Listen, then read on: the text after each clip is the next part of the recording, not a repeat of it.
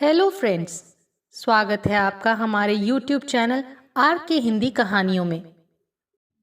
आज की कहानी है चॉकलेट चाचा। चॉकलेट चाचा के नाम से मशहूर वृद्ध को बच्चे बहुत पसंद करते थे, मगर रूपल ने उनके बारे में ऐसा क्या देख और सुन लिया कि जब वो रूपल की बेटी को चॉकलेट देने लगे तो वो अपना आपा ही खो बैठी। रूपल के पति का तबादला दिल्ली हो गया था। बड़े शहर में जाने के नाम से ही वो तो खिल गई थी। नया शहर, नया घर, नए तरीके का रहन सहन। बड़ी अच्छी जगह के अपार्टमेंट में फ्लैट दिया था कंपनी ने। नीचे बहुत बड़ा एवं सुंदर पार्क था, जिसमें शाम के समय ज़्यादातर महिलाएं अपने बच्चों को लेकर आ जातीं। बच्चे वहीं खेल लेते और महिलाएं भी हवा बातों का आनंद लेतीं। हरी भरी घास में रंग बिरंगे कपड़े पहन बच्चे बड़े ही अच्छे लगते। रूपल ने भी सोसाइटी के रहन सहन को बहुत जल्दी ही अपना लिया और शाम के समय अपनी 1.5 वर्षीय बेटी को पार्क में लेकर जाने लगी। एक दिन उसने देखा कि एक बुजुर्ग के पार्क में आते ही सभी बच्चे दौड़कर उनके पास पहुंच गए और चॉकलेट चाचा कहकर उनसे चॉकलेट लेने लगे। सभी बच्चों को चॉकलेट देकर वो रूपल के पास भी आए और उससे भी बातें करने लगे। फिर रूपल व उसकी बेटी को भी एक एक चॉकलेट दी। पहले तो रूपल ने झिझकते हुए चॉकलेट लेने से इनकार कर दिया, किंतु जब चॉकलेट चाचा ने कहा कि बच्चों के चेहरे पर खुशी देखकर उन्हें बहुत अच्छा लगता है, तो उसने व उसकी बेटी ने चॉकलेट ले ली।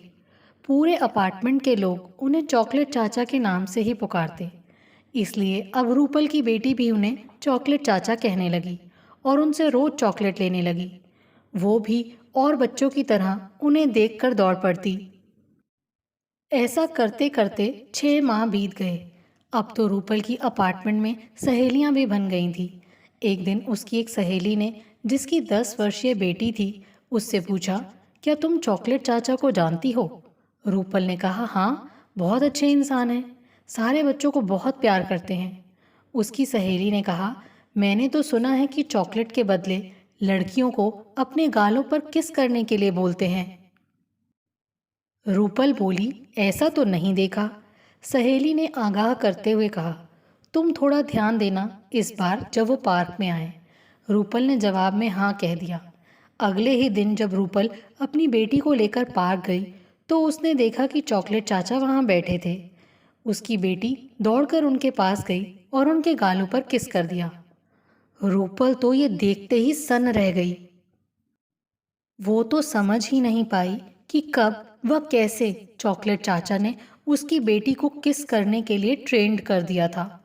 वो चॉकलेट के लालच में उन्हें किस करने लगी थी। अब जब भी वो पार्क में जाती तो चॉकलेट चाचा को देखते ही सतर्क हो जाती और हर बार उन्हें मना करती कि वो उसकी बेटी को चॉकलेट ना दें। वो ये भी देखती कि चॉकलेट चाचा अन्य लड़कियों को गले लगाते एवं कुछ की छाती व पीठ पर भी मौका पाते ही हाथ फिरा देते। ये सब देख उसे घबराहट होने लगी थी और वो स्तब्ध रह जाती थी कि चॉकलेट चाचा कैसे सब लड़कियों को ट्रेनिंग दे रहे थे और उनकी मासूमियत और अपने बुजुर्ग होने का फ़ायदा उठा रहे थे।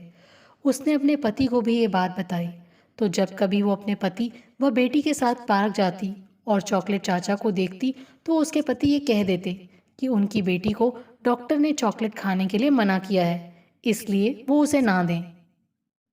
पर चॉकलेट चाचा तो उसे चॉकलेट दिए बिना मानते ही नहीं थे।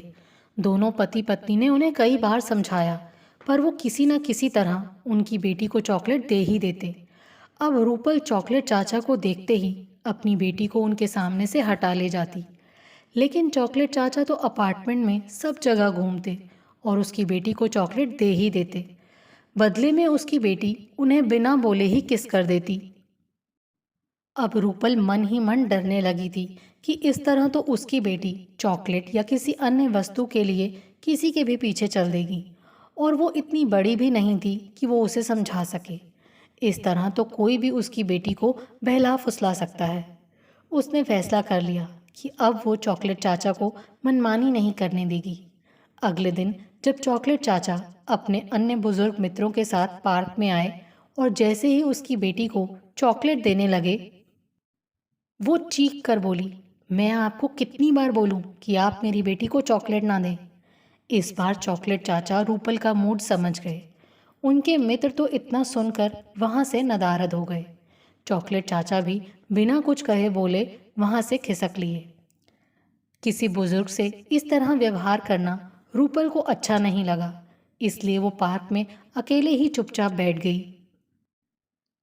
तभी वो सभी महिलाएं जो आसपास थीं और ये सब होते देख रही थीं, उसके पास आईं। उनमें से एक तो बोली, हाँ तुमने ठीक किया, हम सभी चॉकलेट चाचा की इन हरकतों से बहुत परेशान हैं। ये तो लिफ्ट में आती जाती महिलाओं को भी किसी न किसी बहाने स्पर्श करना चाहते हैं, मगर इनकी उम्र का लिहाज करते हुए कुछ महिलाएं बोल ही नहीं पाती। उसके इतना कहने पर सब एक एक करके अपने अपने किस्से बताने लगीं। अब रूपल को समझ में आ गया था कि चॉकलेट चाचा की हरकतों को कोई भी पसंद नहीं कर रहा था, लेकिन कहते हैं ना कि बिल्ली के गले में घंटी कौन बांधे, इसीलिए सभी चुप थीं। उस दिन वो गहरी सोच में पड़ गई कि क्या यही है हमारा सभ्य समाज, जहाँ लोग अपनी उम्र की आड़ में या फिर लोगों द्वारा किए गए लिहाज का फायदा उठाते हुए मनमानी या यूं कहिए कि बदतमीजी करते हैं, और तो और मासूम बच्चों को भी नहीं छोड़ते। अब उसे अपने किए पर कोई पछतावा नहीं था और अपने उठाए कदम की वजह से वो अपार्टमेंट की सभी महिलाओं की अच्छी सहेली बन गई थी। उसके द्वारा की गई पहल पर सब उसे शाबाशी दे रहे थे। दोस्तों, आपको ये कहानी कैसी लगी? इसका अंत आपको कैसा लगा?